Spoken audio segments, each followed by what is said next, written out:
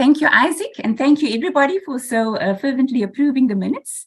This is an awkward way to do it with the webinars, but if you would like to go and read the minutes in more detail, as well as the reports that we're making today, you will be able to find it on our website under the governance section. So just go to www.asisafoundation.org.za, and you would find the information about ASISA Foundation and about this AGM on our website. But right now, it's my privilege to be able to share with you some of the highlights of the activities for our FY22 period. As you recall, this period, which starts in the 1st of March 2021, we were still very much in the midst of COVID. We were facing various lockdown levels, and as an organization, we had transitioned during the first year of COVID. We had transitioned most of our programs to being digital as far as possible. But by this time, in March 2021, we were also finding opportunities to reconnect in person with individuals. So you will see later on when I share with you that we had multiple channels, and we were trying to find the best channel at the right time, depending on the lockdown levels. And wherever we could meet in person, we created those opportunities. But of course, it was always with our masks on and making sure that things were safe with all the protocols. I mean, for some of us, when we think about it, it seems like many moons ago that we were in that stage. And yet the reality is it was technically just yesterday, and we're still having to be very cautious. And if we could, let me move on with the slide. So what I'm planning to cover today, just hold on one second, my slides seem to not want to move. There we go. So what I'm planning to cover today, thank you for your patience, is I want to highlight what Isaac mentioned. I'll just share with you how we've been able to grow our capacity to support our strategy. I want to give you some of the amazing results that came from our independent competent persons report following the review of our work. I'd like to share with you some more information about all of our programs, the different channels and the reach that we were able to achieve, and then give you some specific highlights from each of those programs. In doing that, I will also be wanting to highlight some of the strategic partnerships that we've entered into, the collaborations that we were able to enjoy, and to honor and acknowledge the funders who have helped to make all of this possible. And in conclusion, I would just want to share with you some of the work and the thoughts we've been having about working towards celebrating 10 years of impact, which has been our theme and our preoccupation for the current year. So as I said, we started the year back in March 2020. It started with the trustees who were focused on re-looking at our strategy. And we had a good strategy session, which basically confirmed that our vision and our mission remains the same. We exist to deliver financial education, but in a way that is meaningful to our target audience, which is determined largely by the fact that we are wanting to be compliant with the BEE Act and the Financial Sector Code. So our target audience is governed by the requirements of those legislation.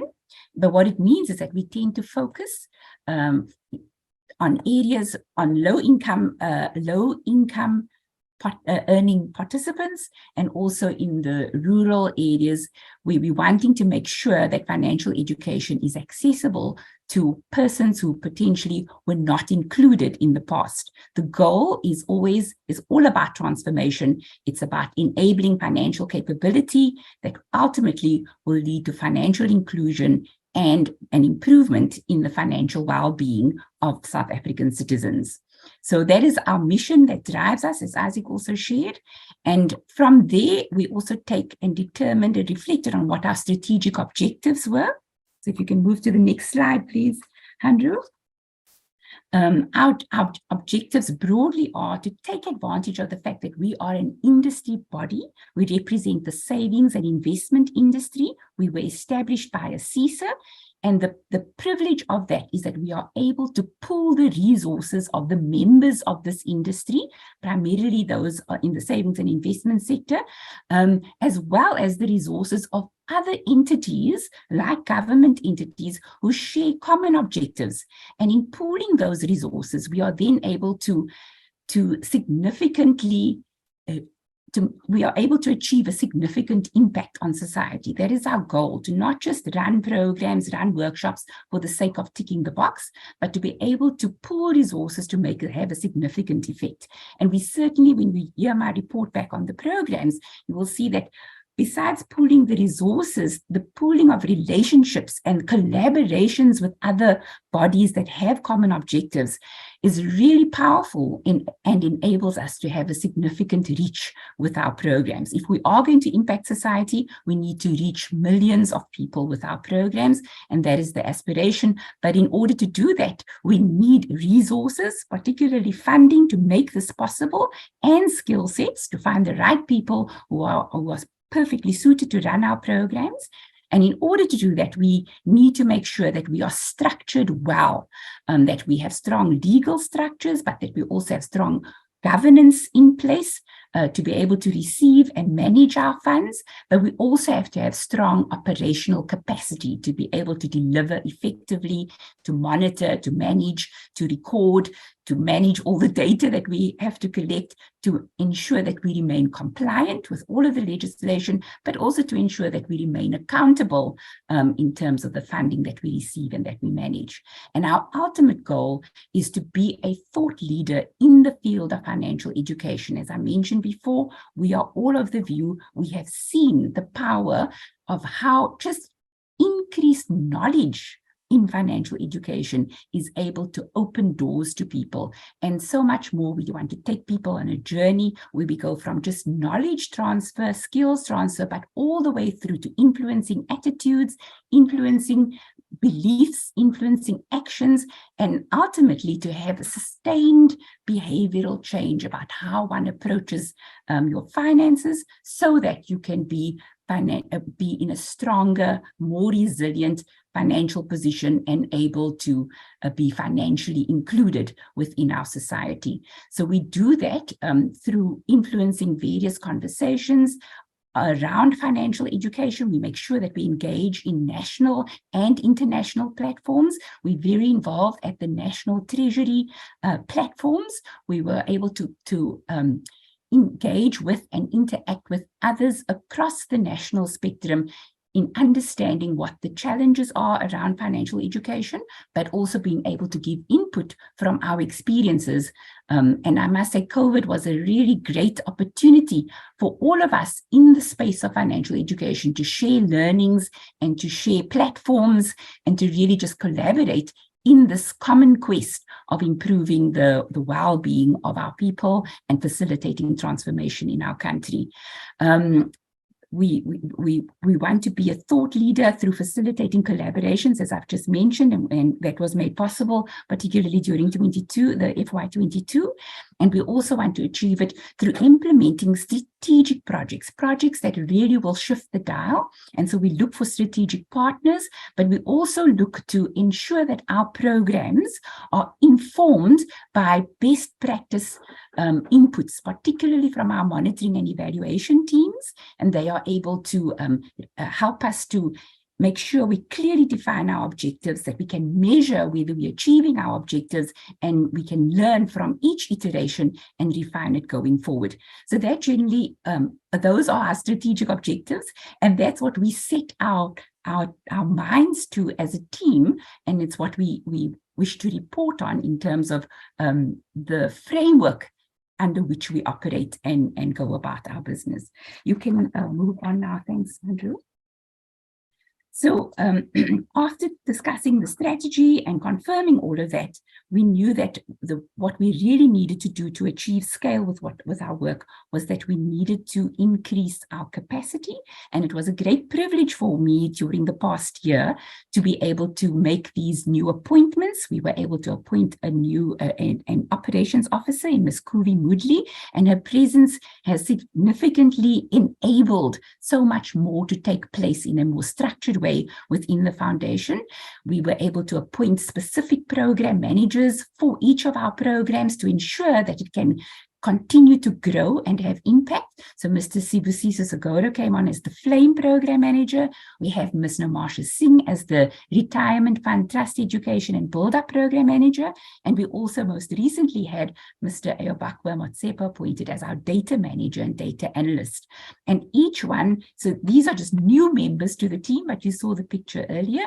And each one of these functions have KPIs which support the organizational KPOs or strategic objectives, as we talked about. Each one of these new members, as they joined the organization, I think they soon learned that they had to hit the ground running because, you know, we'd been in operation for 8 years already and COVID was just lifting and so much was happening. But now, a year later, I'm finding that I'm having to run after them because they are just running ahead. There's so much happening and I'm just needing to keep up. And it's just been the most exciting journey. So after building our capacity, I think one of the most exciting things was that we were able to be ready and have more resources to help to make sure that we had a smooth review by the independent competent persons. So some of you are aware of external auditors who audit our finances, but we also have to have review of our programs to make sure that we are compliant, firstly with the BE Act, but also with the Financial Sector Code, FS 500 and Guidance Note 500, that speaks to consumer education, making sure that we have quality programs and that we meet all the requirements that are there. And so the results of our FY 2022 review was that the ASISA Foundation meets all the requirements as a broad-based ownership scheme because we are focused on reaching the minimum, not just the minimum participants and the minimum compliance requirements, but we go beyond the minimum. And those are the stats that we are able to reflect.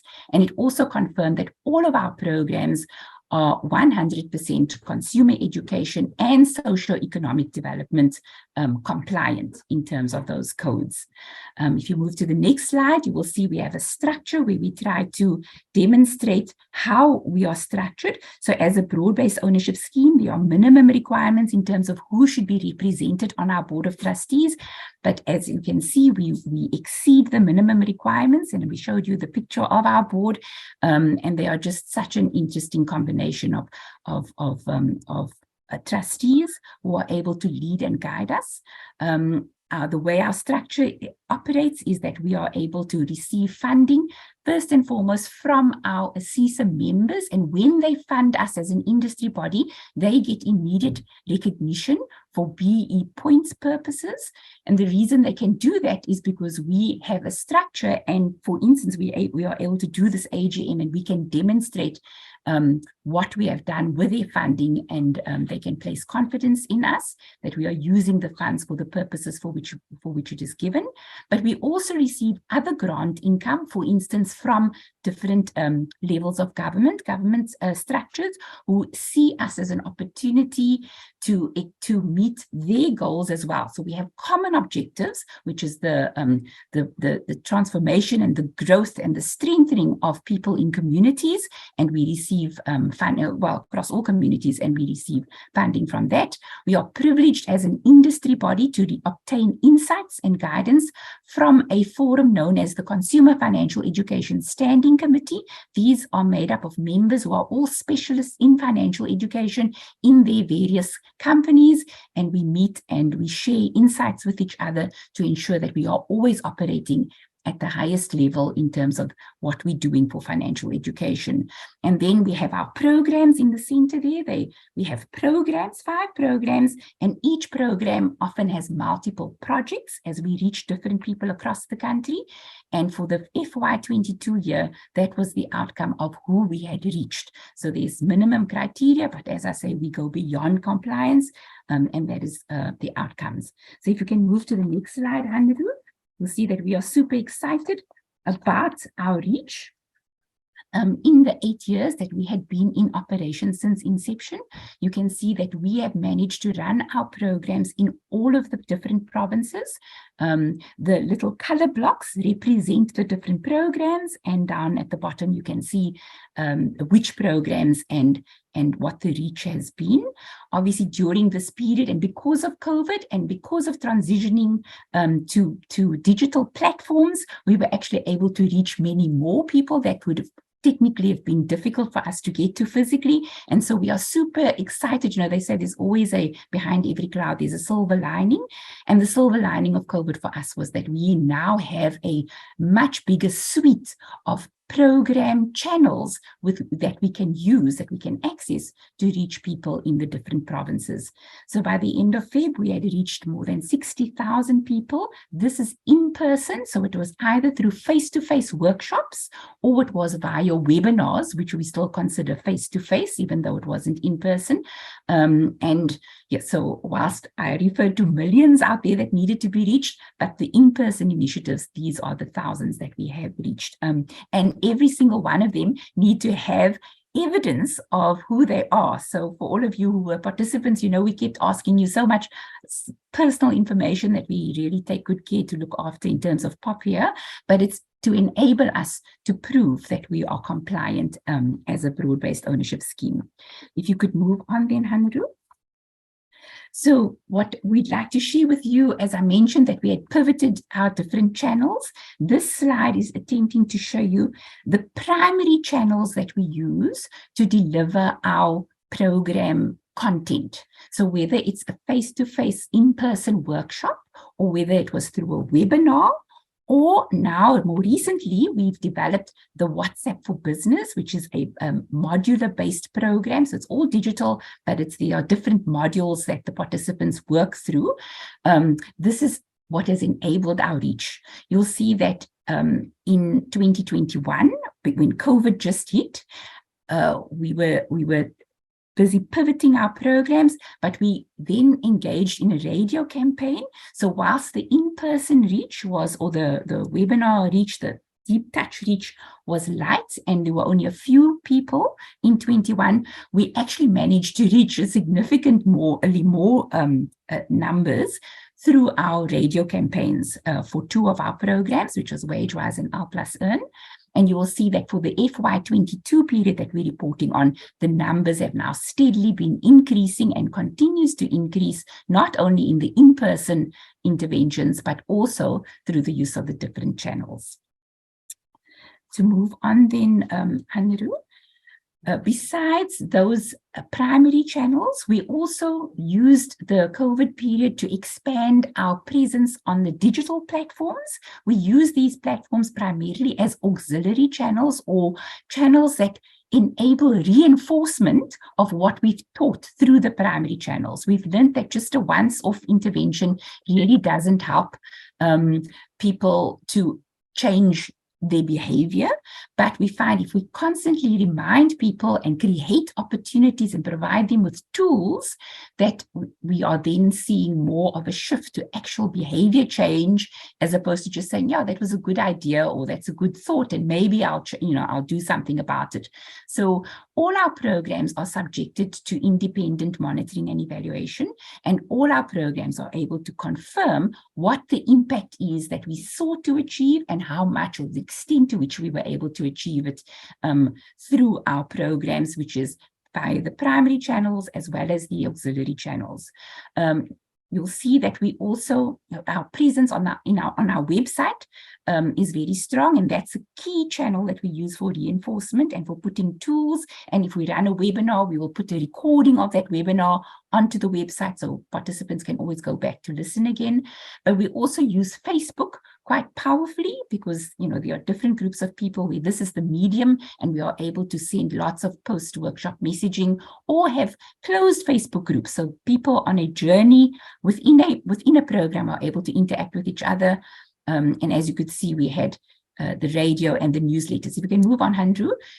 This was for Feb 2020 to 21. In 22, we retained those channels, and there's been some growth in the channels, but more importantly, more of our programs were utilizing these channels as well as auxiliary means. And I think the big development in 22 was our collaboration with an organization called Atlega Edu, or 6 Capitals, and they produced publications that are targeted at retirement fund trustees as well as principal officers, and they are like magazines, publications with very useful, interesting topics that are relevant to trustees, that help them in their duties as trustees, especially when legislation changes or when the focus is different. So for instance, during COVID, death benefits, understanding how death benefits work and how they should be applied and what the different rules are, the trustees had a huge need for support in that. And so one of our publications would have covered that topic, as well as POPIA and all of the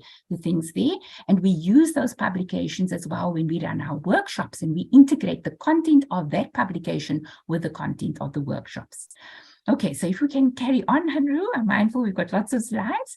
So what I'm going to do now is talk specifically about each of the programs. I hope you're still listening. I hope you've got your cup of coffee with you, and I hope you find this interesting. So FLAME is a program that stands for Financial Literacy and Micro Enterprise. Now, this is a phenomenal program. It runs generally for 2 years, and it is targeted at township and rural business owners.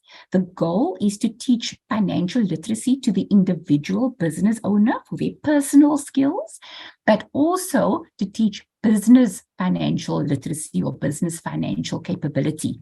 And this is one program where we are able to visually see the impact on not just the participants, but on all the people in that participants' world. And we just love the program, and it is so encouraging to us. But during our period that I'm reporting on, we were able to conclude on FLAME, the second iteration of our FLAME program. This was a powerful program. We were able to operate in 3 different provinces, in 3 towns, in Philippine, King Williamstown, and in Diepsloot. And it really demonstrated our ability as the foundation to scale a program across the country using multiple service providers, but the same content, and operating in multiple provinces at the same time. We were also able to source funding from multiple funders. And this particular program, we are so thankful to Western Cape government who shared the passion for what we were doing in Philippi, and they funded our program with small-scale farmers in Philippi. But we were also able to collaborate with other organizations who are also skilled in business development and in financial education.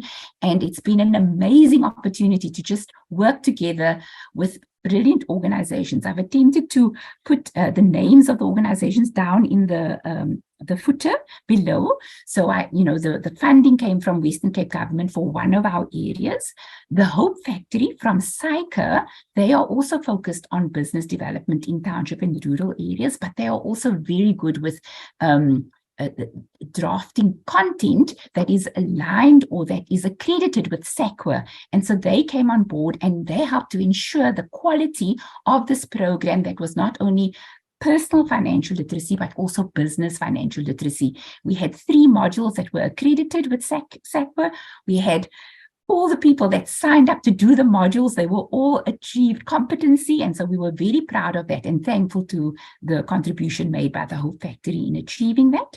We worked with Driven in Diepsloot, a very challenged area, particularly through COVID, but they were an amazing team that just helped the participants through and had resilience. Driven were also the team that ran a national program project management office. They ran our office for us, gathering all the data. We had so much data, it was coming out of our ears through monitoring what was happening, but we were able to keep track of all our KPIs and see how we are doing as a program in different areas.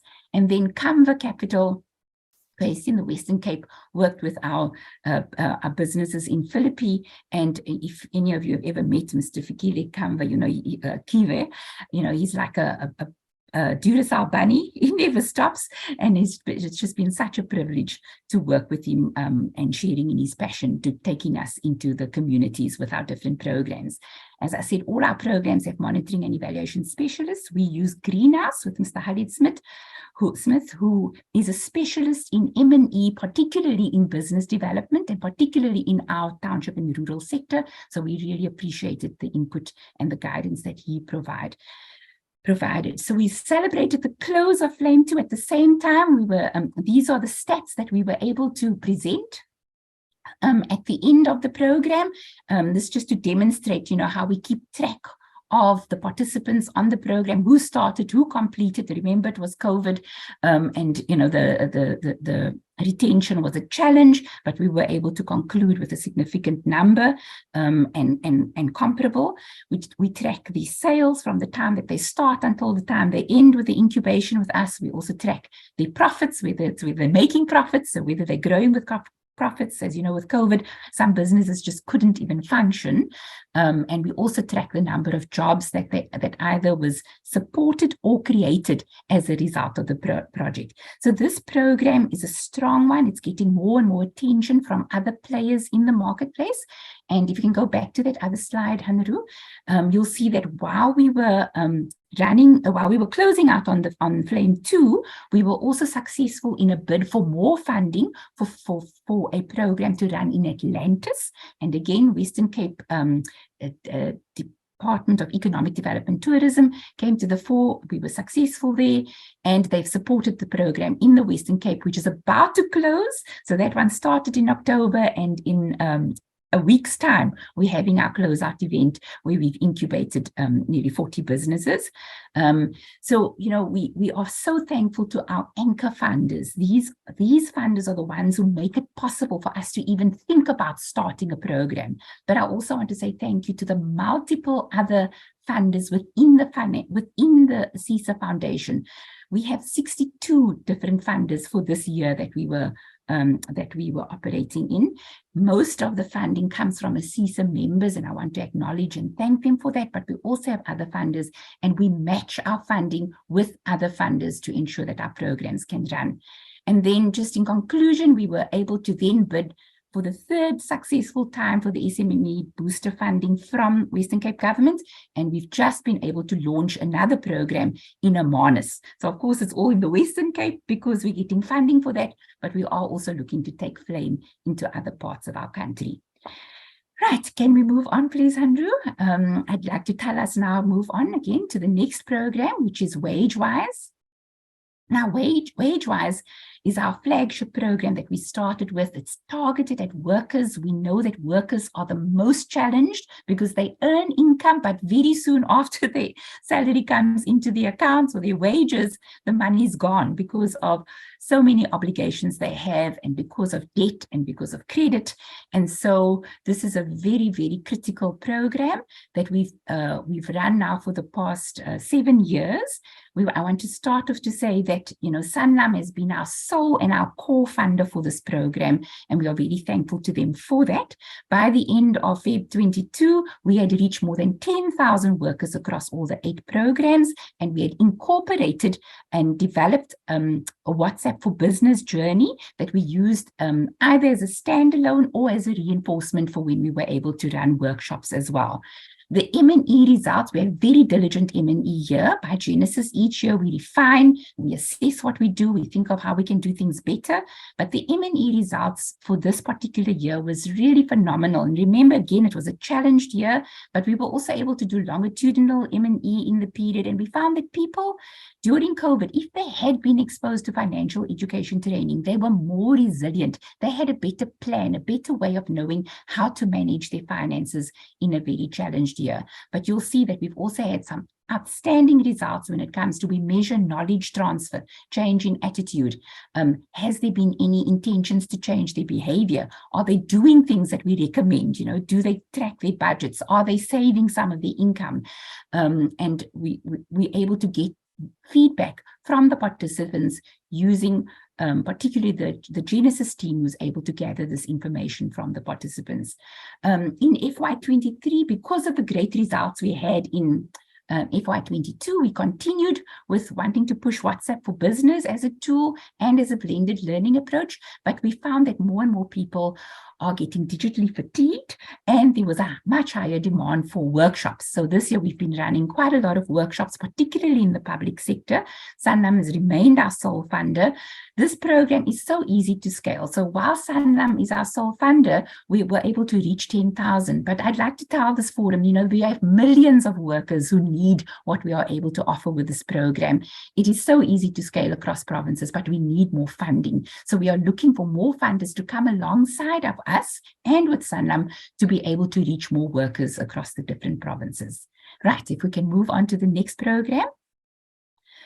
Thank you, Hanru. And this is the Retirement Fund Trustee Education Program. Now, this program is not a typical consumer financial education program. It's targeted at those trustees who have to look after the pension funds, particularly of workers. We found that because the trustees are not necessarily all employed at one place, it was the most effective for us to reach them online. And so since we transitioned to webinars, we've had an explosion in demand for these RFTE courses. And by the end of FY22, we'd actually managed to reach trustees who were located in all 9 provinces, which was an amazing achievement. We also received more funding from more ASISA members, because we're the savings and investment industry that looks after retirement funds. They invest the funds. They are quite keen that trustees are educated and trained well. And so we're getting very special requests, particularly from our asset managers, to do more RFTE training. This has enabled us to run many more workshops to expand the offerings. We work very closely with the ASISA Academy in running the workshops. They run virtually all of our workshops, but we also work with the Group 6 capitals, who, as I mentioned earlier, does this publication for us, and they work together. And we use the Bureau of Market Research as our M&E specialists on this particular project. So for FY23, we've seen an increase in the demand for courses. More people are also asking for in-person courses, but currently we have 14 different courses, which includes an induction course for new trustees. So we would encourage you, if you know of people who are trustees, or if you are a trustee, or if you have new trustees on your pension funds, to just check out our websites and to sign up for these courses. All our courses are offered free of charge. We just need to get it to you. But we want to acknowledge particularly 91, who enabled us to do a step change with our offerings. We had this increasing demand, but we needed the increasing funding, and 91 was one of the parties who came to the table, but also many others of our funders' monies that we could use to enable us to do that. Thank you, Anru. Right, nearly done. The second last program I want to share with you is our L+ Earn program. This program is targeted at young adults across the country. We've run it for a number of years now. We have very specifically designed courses that are designed in a way that resonates with young people, whether they are at universities or whether they are at TVET colleges, and there's a different focus for some of for those two entities. And during the FY22 year, again, as a result of the webinars, we were able to access many more students or many more institutions. We were able to access students across multiple universities in locations like Venda University or in Limpopo, in areas that we'd never been before, and where access could sometimes prove a challenge. We were able to put them on a learning journey, a series of webinars or a series of WhatsApp for Business learning journeys, and they were able to participate.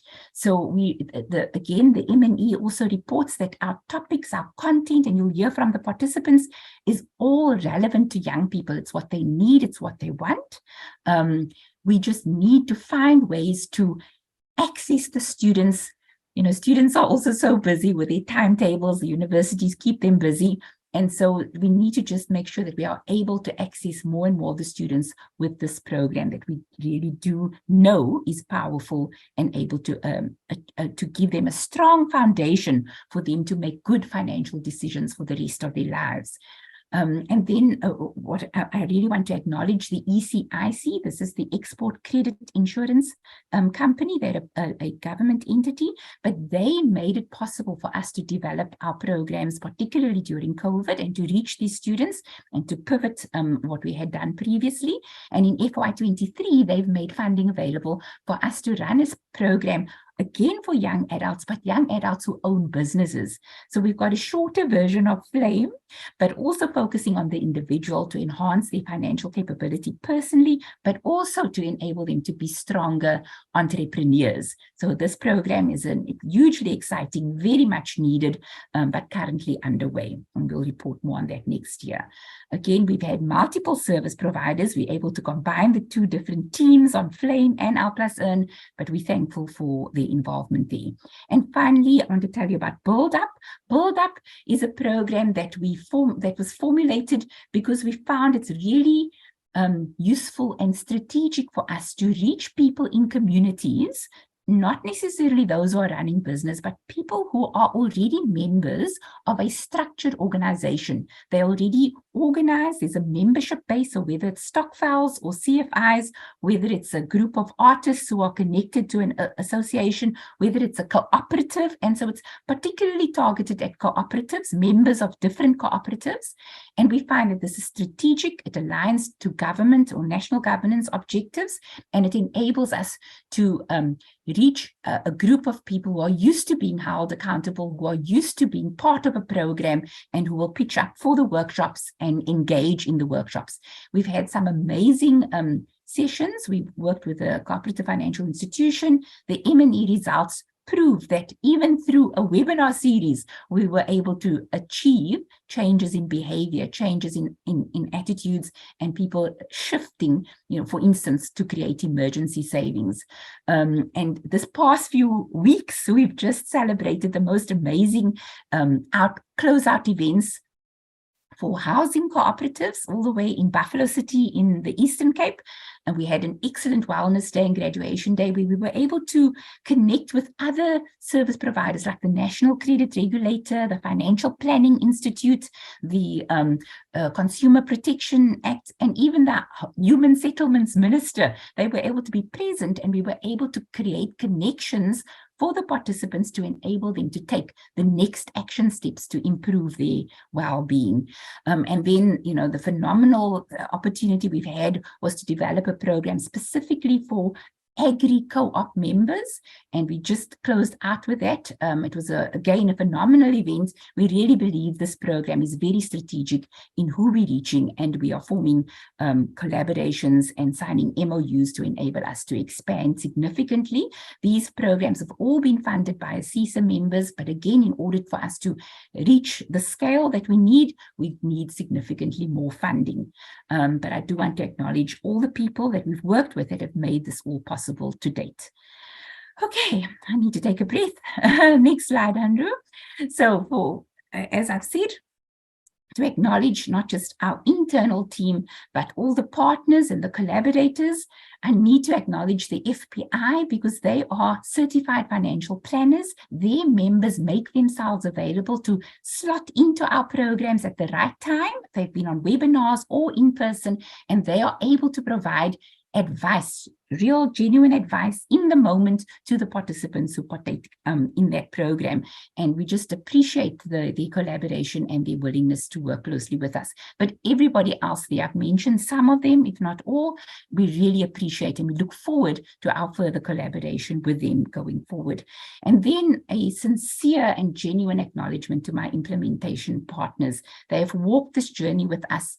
They are passionate about financial education. They are passionate about what they do.